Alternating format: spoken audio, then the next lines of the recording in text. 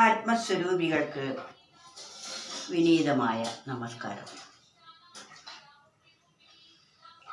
ഈ ലോകത്തിലേക്ക് നാം ജനിച്ചു വീണത് ഒറ്റയ്ക്കാണ്, തനിച്ചാണ്. ഇരട്ടകൾ കൂടെ ഉണ്ടെങ്കിലും നമ്മുടെ ജനനം നാം തനിച്ചാണ്. ജീവിക്കുമ്പോഴാണ് ജീവിതത്തിൽ പല കൂട്ടാളികളും നമുക്ക് വന്നു ചേരുന്നത്. പലരും വന്നു ചേർന്നു. ആ വന്നു ചേർന്നവർ അതേപോലെ തന്നെ വിട്ടുപോവുകയും ചെയ്യുക. എന്നാൽ അന്ത്യകാലത്ത് നമുക്ക് പരമമായ ഒരു യാത്രയുണ്ട്.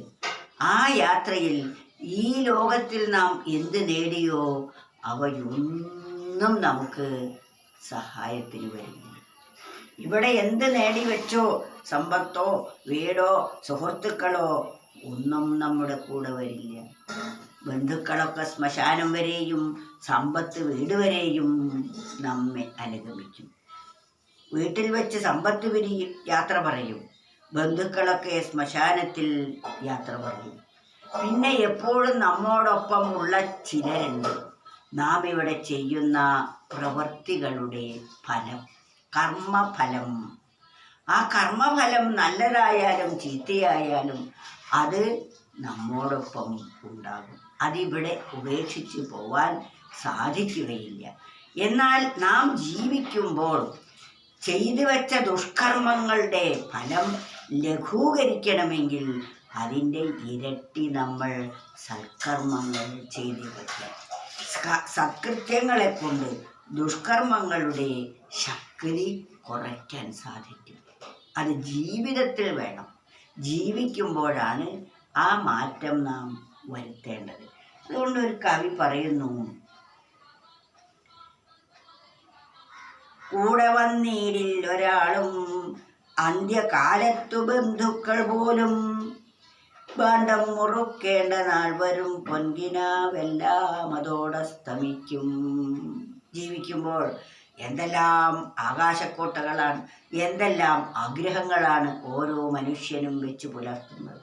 എന്നാൽ ഈ ആഗ്രഹങ്ങൾ ചിലതൊക്കെ സഫലീകരിച്ചു, പലതും സഫലീകരിക്കാതെ യാത്ര പറയേണ്ട അവസ്ഥ വന്നു ചേരുന്നു.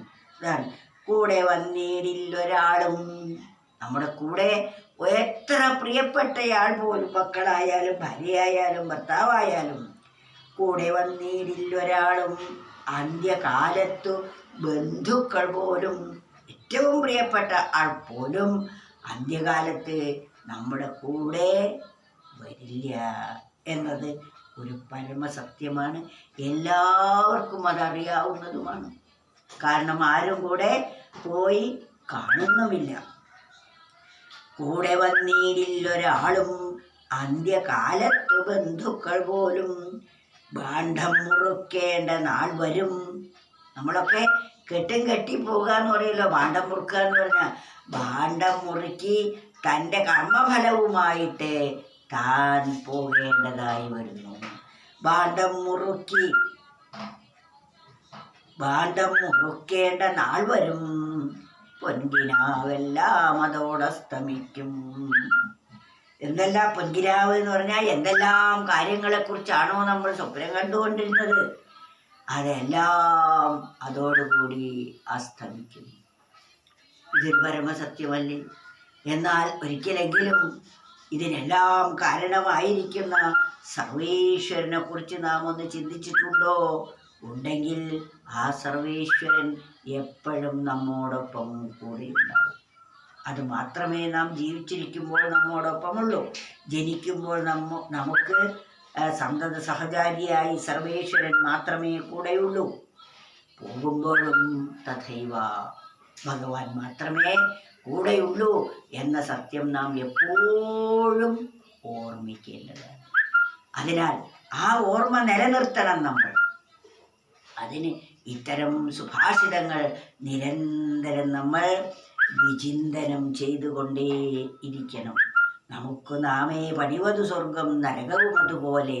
നമുക്ക് സ്വർഗം പണിയുന്നതും നാം തന്നെയാണ്, നമുക്ക് നരകം പണിയുന്നതും നാം തന്നെയാണ്. അതുകൊണ്ട് കൂടെ വന്നീടില്ലൊരാളും അന്ത്യകാലത്തു ബന്ധുക്കൾ പോലും ഭാണ്ഡം മുറുക്കേണ്ട നാൾ വരും പൊൻകിനാവെല്ലാം അതോടസ്തമിക്കും.